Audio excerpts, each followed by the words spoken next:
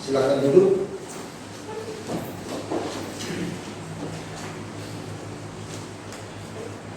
Mari saudara-saudara kita membuka firman Tuhan di dalam Injil Markus pasal yang ke-10 ayat 46 sampai dengan ayat yang ke-52. Markus pasal 10 ayat 46 sampai ayat yang ke-52. Saya bacakan kepada kita, demikian firman Tuhan. Lalu tibalah Yesus dan murid-muridnya di Yerikho. Dan ketika Yesus keluar dari Yerikho bersama-sama dengan murid-muridnya dan orang banyak yang berbondong-bondong, ada seorang pengemis yang buta bernama Bartimeus, anak Timeus, duduk di pinggir jalan. Ketika didengarnya bahwa itu adalah Yesus orang Nazaret, mulailah ia berseru, "Yesus anak Daud, kasihanilah aku." Banyak orang menegurnya supaya ia diam. Namun semakin keras ia berseru, "Anak Daud, kasihanilah aku." Lalu Yesus berhenti dan berkata, "Panggillah dia." Mereka memanggil orang buta itu dan berkata kepadanya, "Kuatkan hatimu, berdirilah, ia memanggil engkau." Lalu ia menanggalkan jubahnya, ia segera berdiri dan pergi mendapatkan Yesus. Tanya Yesus kepadanya, "Apa yang ku kehendaki supaya aku perbuat bagimu?" Jawab orang buta itu, "Rabu, supaya aku dapat melihat." Lalu kata Yesus kepadanya, "Pergilah, imanmu telah menyelamatkan engkau." Pada saat itu juga melihatlah ia, lalu ia mengikuti Yesus dalam perjalanannya. Amin. Berbahagialah kita saudara-saudara yang telah membaca firman Tuhan ini, dan kita adalah orang yang berbahagia yang percaya dan melakukan firman Tuhan. Saudara-saudara, tema kita hari ini adalah pribadi yang diberkati.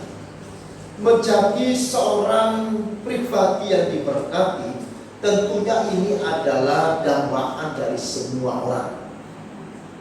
Kerinduan dan keinginan dari semua orang. Saya yakin tidak ada orang yang tidak ingin mau diberkati Tuhan. Betul?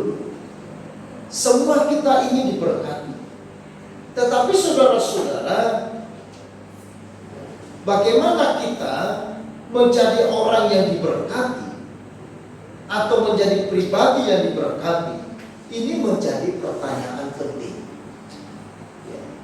Maka di dalam firman Tuhan ini kita melihat seorang yang bernama Bartimeus. Siapa Bartimeus ini? Kita mengatakan dia adalah seorang pengemis yang buta, yang duduk di pinggir jalan. Jadi artinya Bartimeus ini seorang yang buta, lalu dia menghidupi dirinya dengan mengemis. Yang sehari-harinya duduk di pinggir jalan meminta sesuatu kepada orang, untuk memberikan sedekah, memberikan sedikit dari apa yang dimiliki oleh orang lain. Nah, saudara-saudara yang dikasihi oleh Tuhan, lalu kemudian di dalam ayat 46 dikatakan, lalu tibalah Yesus dan murid-muridnya di Yerikho.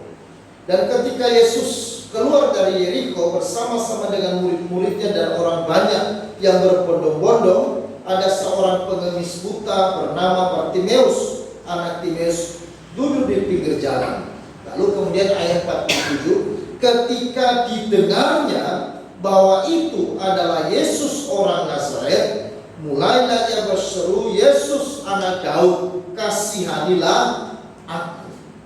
Pribadi yang diberkati Tuhan, saudara-saudara, yang pertama adalah seseorang yang memiliki iman yang benar. Iman yang benar adalah iman yang berpusat kepada Kristus. Iman yang benar adalah iman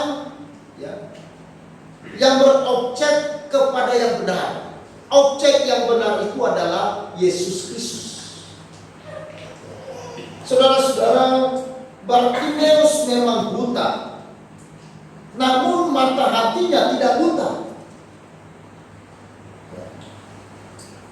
Iman kepada kepada Yesus memampukan dia melihat segala sesuatu dengan mata rohaninya yang jernih. Ketika Yesus lewat di kota Yeriko, lalu kemudian dia mendengar bahwa ada Yesus sedang melewati tempat itu. Lalu apa yang dilakukan oleh Bartimeus? Dia berseru, "Yesus, Anak Daud, kasihanilah aku." Bartimeus berseru, memanggil nama Yesus, itu karena dia memiliki iman bahwa Yesus adalah Tuhan. Yesus adalah Mesias. Karena Yesus adalah Tuhan, Yesus adalah Mesias, maka Bartimeus percaya bahwa Yesus mampu melakukan segala sesuatu. Dia juga percaya bahwa Yesus mampu menolongnya. Meskipun dia sudah menderita sebagai seorang buta dengan sekian lama waktu, tetapi ia percaya bahwa Yesus mampu menolongnya. Saudara-saudara, itulah sebabnya iman kepada Yesus memampukan seseorang melihat segala sesuatu dengan mata rohani yang jernih. Bartimeus dia mampu melihat Yesus dengan iman yang benar. Dia tidak berkata Yesus orang Nazaret, dia tidak berkata Yesus orang Galilea, tapi dia berkata Yesus Anak Daud, kasihanilah. Yesus Anak Daud ini adalah sebutan kepada Kristus atau yang disebut dengan Mesias yang dijanjikan kepada para nabi di dalam kitab Perjanjian Lama. Dia tidak hanya berkata Yesus adalah tabib, Yesus pembuat mukjizat, tetapi dia memanggil Yesus sebagai Mesias, Anak Daud. Saudara-saudara yang dikasihi oleh Tuhan, inilah yang kemudian membuat Bartimeus menjadi seorang yang diberkati oleh Tuhan. Karena dia berjumpa dengan pribadi Yesus. Meskipun mata jasmaninya dia tidak bisa melihat Yesus, tetapi mata rohaninya dia mampu melihat Yesus dengan benar. Berbeda dengan orang-orang yang lain pada saat itu. Mereka mampu melihat Yesus secara fisik, tetapi mata hati mereka buta. Itu sebabnya Yesus mencela kepada ahli-ahli Taurat, orang-orang Farisi, orang-orang Yahudi, pemuka-pemuka agama. Dia mengatakan, engkau punya mata tetapi tidak melihat, engkau punya telinga tetapi tidak mendengar. Tetapi Bartimeus matanya memang buta, tetapi dia mampu melihat Yesus. Dia mampu percaya kepada Yesus meskipun dia tidak melihat secara fisik. Bagaimana Bartimeus memiliki iman yang benar kepada Yesus? Di dalam ayat 47 dikatakan, ketika didengarnya bahwa itu adalah Yesus orang Nazaret. Artinya bahwa Bartimeus dia telah mendengar tentang Yesus sebelumnya. Memang dia tidak melihat apa yang dilakukan Yesus, tetapi dia mendengar apa yang dilakukan oleh Yesus selama ini. Makanya Alkitab mengatakan, saudara-saudara, iman timbul dari pendengaran firman Tuhan. Iman bukan timbul dari apa yang kita lihat, tetapi iman timbul dari pendengaran akan firman Tuhan. Ini penting sekali. Bartimeus dia memiliki pendengaran yang benar tentang Yesus. Dia tidak mampu melihat Yesus, dia tidak mampu melihat apa yang dikerjakan Yesus waktu itu, tetapi telinganya mampu mendengar tentang Yesus. Dan pendengarannya tentang Yesus membuat dia bertumbuh di dalam iman. Sehingga ketika ada kesempatan dia berjumpa dengan Yesus, maka dia mulai mengutarakan imannya kepada Yesus. Sehingga dia memanggil, Yesus anak Daud, kasihanilah aku. Saudara-saudara, iman timbul dari pendengaran firman Tuhan. Maka itu sebabnya penting sekali bagi kita untuk mempertajam pendengaran kita. Memang orang buta, saudara-saudara, dia punya kemampuan telinga yang begitu luar biasa. Orang buta itu dia tidak melihat, tapi pendengarannya tajam. Kenapa? Karena dari kecil dia melatih pendengaran. Karena pendengarannya menjadi sebuah alat untuk dia mampu melihat dan mendengar komunikasi yang baik. Makanya orang buta dia di sini, tetapi dia bisa dengar apa yang orang katakan di sini. Maka Bartimeus ini pendengarannya yang tajam, bukan hanya tajam mendengar tentang kabar yang tidak baik, bukan hanya tajam mendengar tentang gosip. Ada orang yang punya pendengaran yang tajam tentang gosip. Ya, kalau sudah gosip, pendengarannya tajam sekali, melampaui pendengaran dari manusia yang lain. Ada orang yang punya tipe begitu. Tetapi kalau sudah mendengar firman Tuhan, itu lewat saja. Kabar yang baik lewat. Tapi begitu ada kabar buruk, orang bisa berbisik, langsung dia bisa dengar. Nah, itu pendengarannya tajam. Karena dia sudah latih pendengarannya terhadap hal-hal yang buruk. Saudara-saudara, itu sebabnya kita perlu melatih pendengaran kita. Karena Alkitab mengatakan iman timbul dari pendengaran. Iman bukan timbul dari apa yang kau lihat, tetapi apa yang kau dengar.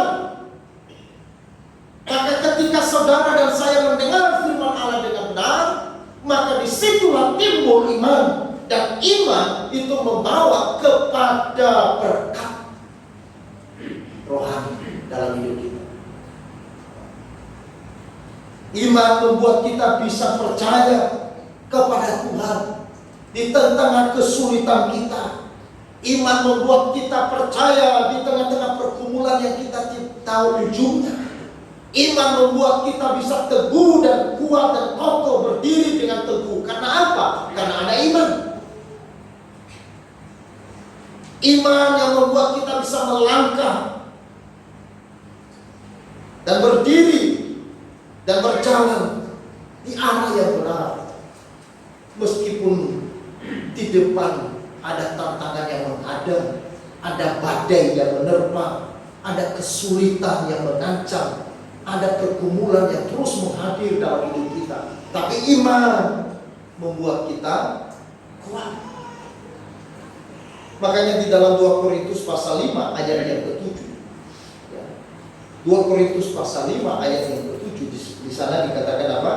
Sebab hidup kami ini adalah hidup karena percaya, bukan karena melihat. Saya ulangi, sebab hidup kami ini adalah hidup karena percaya, bukan karena melihat.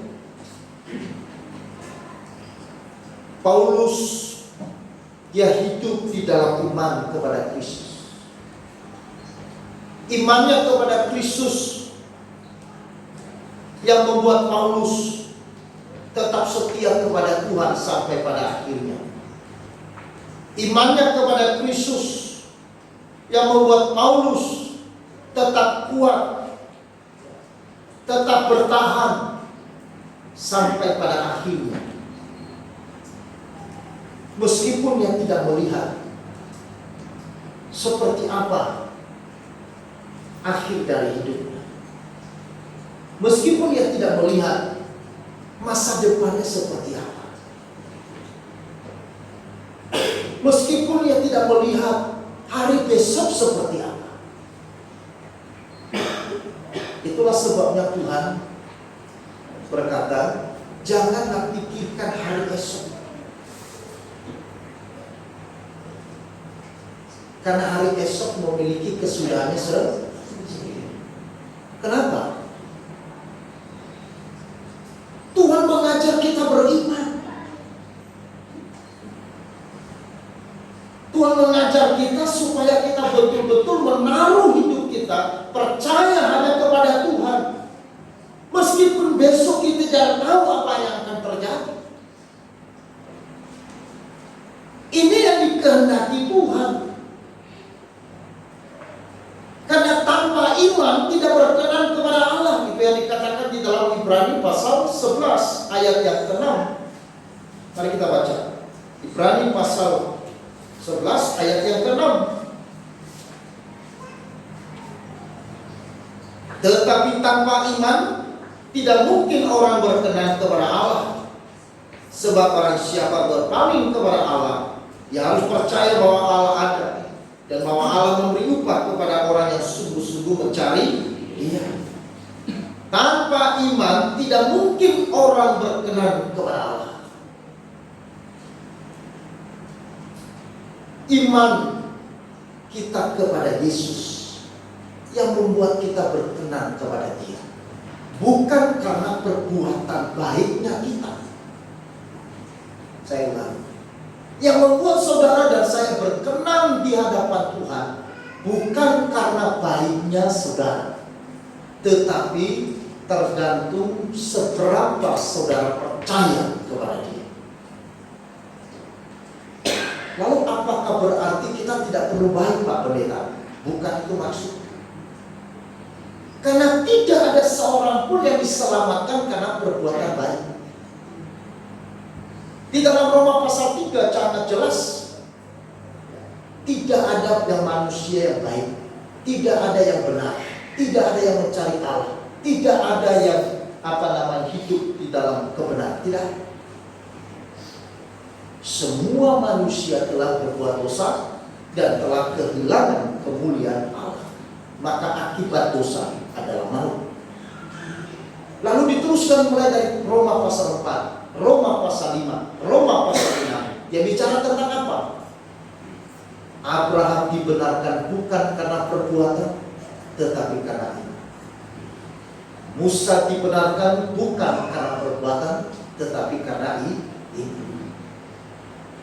Artinya saudara-saudara, bahwa yang berkenan di hadapan Tuhan adalah iman. Kenapa Bartimeus? Kemudian kita lihat saudara-saudara, akhirnya Tuhan Yesus berhenti. Ketika dia mendengar ada orang yang berseru dengan keras dan berkata, Yesus anak Daud, kasihanilah aku. Dan terus dia berseru, Yesus anak Daud, kasihanilah aku. Karena ia melihat ada iman yang benar, iman yang sungguh di dalam hati siapa? Bartimeus. Allah berkenan memberkati Bartimeus bukan karena kelayakan yang ada pada Bartimeus, bukan karena Bartimeus adalah orang yang baik, tetapi Yesus melihat iman di dalam hati. Saudara-saudara, itu yang pertama. Yang kedua, pribadi yang diberkati adalah pribadi yang hidup di dalam ketekunan dan ketaatan. Saya ulangi, pribadi yang hidup dalam ketekunan dan ketaatan. Mari kita baca ayat 48 bersama-sama. 1, 2, 3. Banyak orang menegurnya supaya ia diam, namun semakin keras dia berseru, anak Daud, kasihanilah aku. Di dalam ayat 47, Bartimeus ketika dia mendengar Yesus melewati tempat itu, ia berseru dengan suara keras, Yesus anak Daud, kasihanilah aku. Yesus saat itu sedang diikuti oleh begitu banyak orang yang berbondong-bondong mengikuti Yesus, ya kan? Lalu kemudian mendengar seruan teriakan dari Bartimeus ini, ya, maka orang banyak mulai bagaimana? Mulai risih. Tenang, diam. Kalau teriak di tengah kerumunan orang, misalnya, diam. Tapi orang ini tidak peduli. Meskipun dia dihambat, meskipun dia dihalangi, meskipun dia dicegah untuk datang kepada Yesus, dia tetap berseru kepada Yesus. Bahkan semakin dia ditegur, dia semakin berteriak dengan keras. Dia tidak malu, saudara. Dia tidak malu. Ia juga tidak takut. Coba bayangkan, dia duduk di pinggir jalan, mata dan berbuta. Dia berteriak, Yesus anak Daud kasihani aku. Lalu ada orang banyak tegur dia. Waktu ditegur dia, kira-kira tegurannya halus enggak? Bapak Bartimeus, kenapa? Atau bagaimana? Di sini dikatakan, ya, banyak orang menegurnya supaya diam. Orang yang menegur dia supaya diam itu bahasanya apa? Halus atau kasar? Kasar. Apalagi ini dianggap saudara orang yang berdosa. Ingat, bagi orang Yahudi pada zaman itu, seorang yang dianggap buta, image masyarakatnya adalah ini orang berdosa. Makanya di dalam Yohanes pasal 6 kalau tidak salah itu, ada orang yang buta sejak lahir disembuhkan oleh Yesus. Lalu para murid bertanya, ini dosa dia atau dosa orang tuanya sehingga dia buta?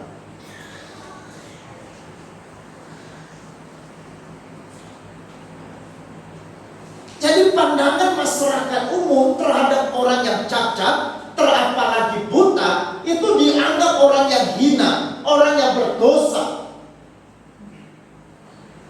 Sehingga orang ini dianggap sampah. Maka orang banyak yang menegur dia, itu sama seperti mereka menegur orang yang hina.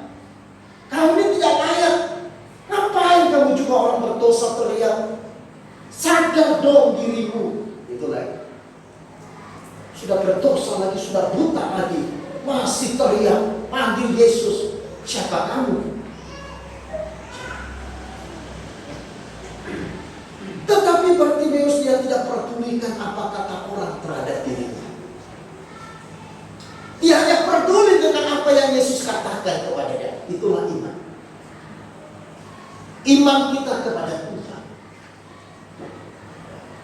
Kita tidak perlu peduli apa kata orang terhadap diri kita.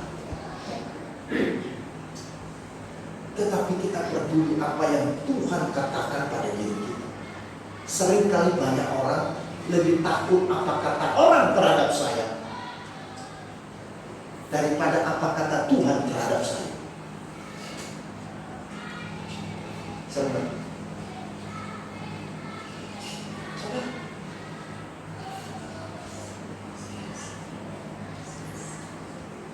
banyak orang hanya memperhatikan kata orang, takut nanti dikatain orang, takut nanti dikatakan jelek oleh orang. Tetapi jelek di hadapan Tuhan tidak takut. Yang penting di mata orang jangan takut, jangan jelek. Meskipun di hadapan Tuhan saya jelek. Sudah. Bartimeus tidak. Meskipun orang banyak mengatai-ngatai dirinya jelek, dia orang hina, dia orang yang berdosa, dia orang yang tidak layak, tetapi Bartimeus tidak peduli. Imannya tertuju kepada Yesus. Amin. Hatinya hanya tertuju kepada Yesus. Pendengarannya hanya tertuju kepada apa yang mau Yesus katakan terhadap dirinya. Maka ketika orang banyak berteriak menghentikan dia, ya, menghalangi dia, menegur dia, memarahi dia supaya dia tidak teriak dan berpanggil Yesus. Dia tidak hiraukan, dia tidak menaruh telinganya kepada kata manusia. Dia hanya menaruh telinganya kepada apa yang Yesus katakan. Maka ketika Yesus mendengar seruan daripada Bartimeus, lalu kemudian saudara-saudara, ayat 49, lalu Yesus berhenti dan berkata, panggillah dia. Saudara, dia fokus mendengar apa yang Tuhan katakan tentang dia. Dia pertajam telinganya mendengar tentang apa yang Tuhan katakan pada dirinya. Dia tidak peduli orang katakan apa tentang dirinya. Dia hanya mau datang mendengar apa yang Tuhan katakan. Kalau Tuhan katakan aku jelek, puji Tuhan, itu artinya aku kesempatan mau berbahagia. Aku tidak mau terisaukan oleh orang dengan suara banyak orang. Aku hanya mau fokus kepada suara daripada Yesus. Saudara-saudara, waktu itu begitu banyak orang, ya kan? Bukan 1-2 orang, bukan 12 orang, bukan 50 orang, tapi di sini dikatakan berbondong-bondong manusia mengikuti Yesus. Dan di situ ada orang yang buta. Orang yang buta pasti duduk. Artinya dia tertutup sebenarnya. Ditutupi oleh kerumunan massa. Tapi suaranya tidak bisa ditutupi. Imannya tidak bisa ditutupi. Imannya makin tajam. Imannya makin jelas. Dan kemudian dia terus bertahan. Ini ketekunan. Orang yang memiliki iman yang benar kepada Tuhan, maka diikuti dengan apa? Ketekunannya mencari Yesus. Saya punya iman yang besar, tetapi saya tidak tekun mencari Yesus. Ini berlawanan dengan iman.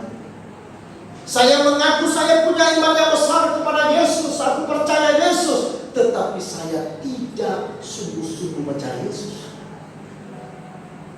Saya tidak tekun hidup bagi Yesus.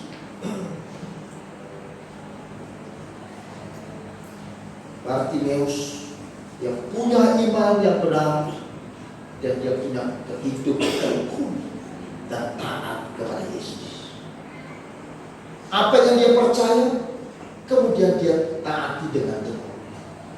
Ketika Tuhan mengatakan panggillah dia, maka kemudian dia langsung menanggalkan bajunya dan kemudian mengikut Yesus. Itu yang kedua. Kemudian yang terakhir, pribadi yang diberkati adalah pribadi yang menjadi pengikut Yesus. Ayat 52, mari kita baca 1, 2, 3. Lalu kata Yesus kepadanya, pergilah, imanmu telah menyelamatkan engkau. Pada saat itu juga melihatlah ia, lalu ia mengikuti Yesus dalam perjalanan. Ketika Bartimeus disembuhkan oleh Tuhan, oleh karena imannya tadi, sehingga sekarang dia mampu melihat, maka itu tidak membuat dia menjadi lupa diri. Tetapi setelah dia tahu bahwa dia adalah orang yang diberkati oleh Tuhan, maka orang yang diberkati oleh Tuhan, maka dia harus mengikut Yesus dalam seluruh perjalanan.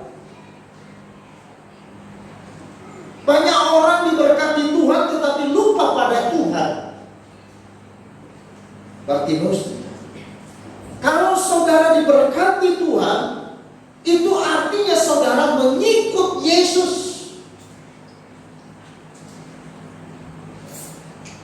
Bukan hanya sekedar kita menjadi penganut daripada iman kepada Yesus, tetapi kita menjadi orang yang mengikut. Mengikut itu artinya berjalan di belakang untuk mengikuti Yesus.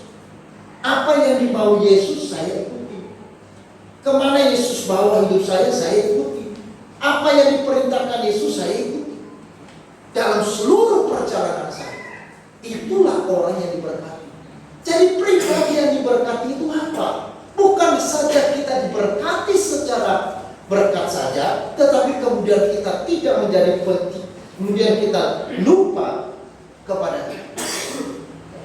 Itu kita bukan pribadi yang diberkati.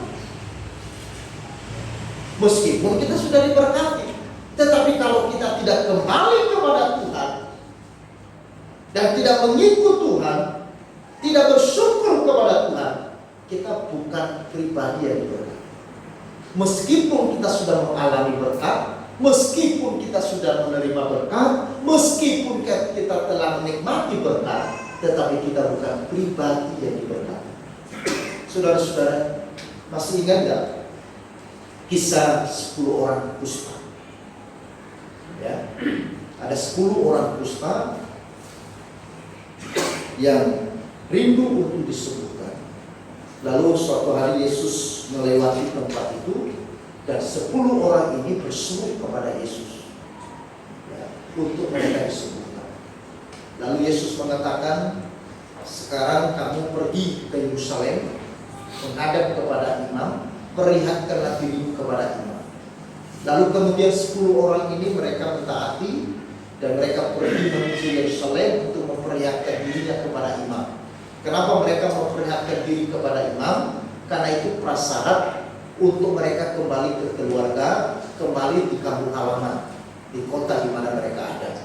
Karena waktu mereka mengalami penyakit kusta, pada zaman itu penyakit kusta itu adalah penyakit menular, penyakit yang dianggap aib.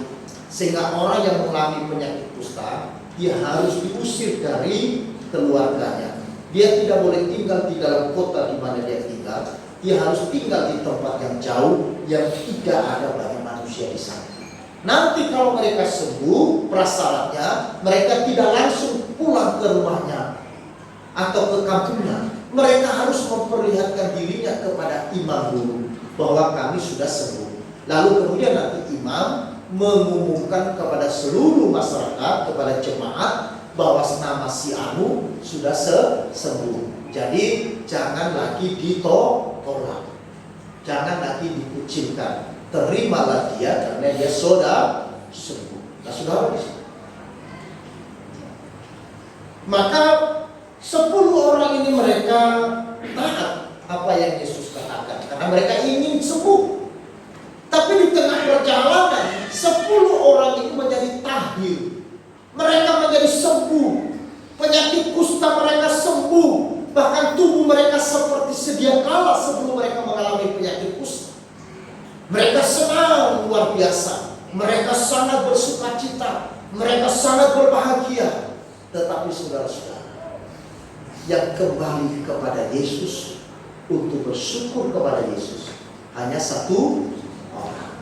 Maka ketika 1 orang ini kembali kepada Yesus, Yesus mengatakan, di manakah yang 9 orang? Bukankah mereka juga tahir? Bukankah mereka sudah diberkati?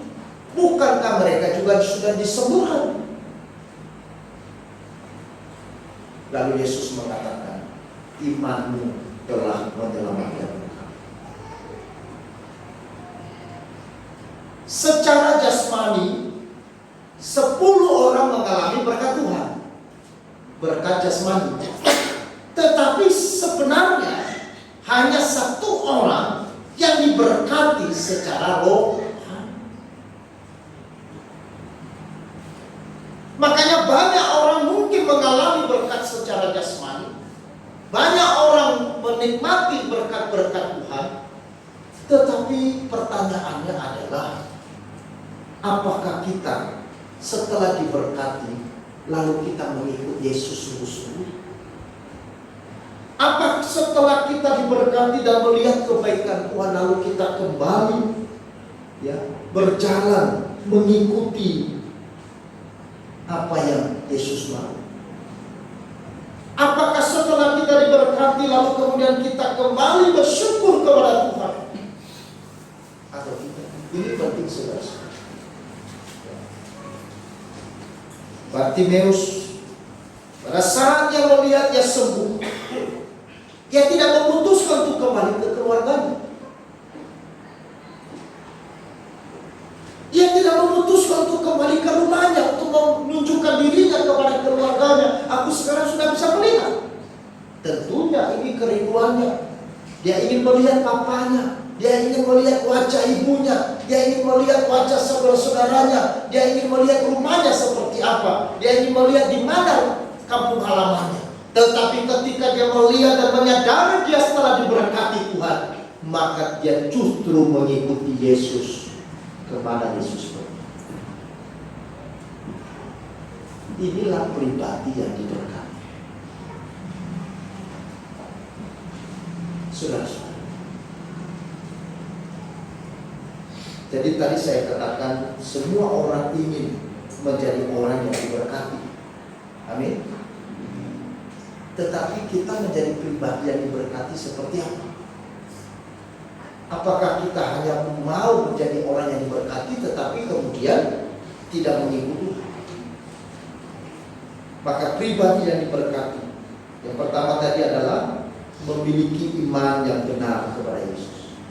Yang kedua, memiliki ketekunan dan ketaatan kepada Yesus. Dan yang ketiga, mengikut Yesus seterusnya. Bersyukur kepada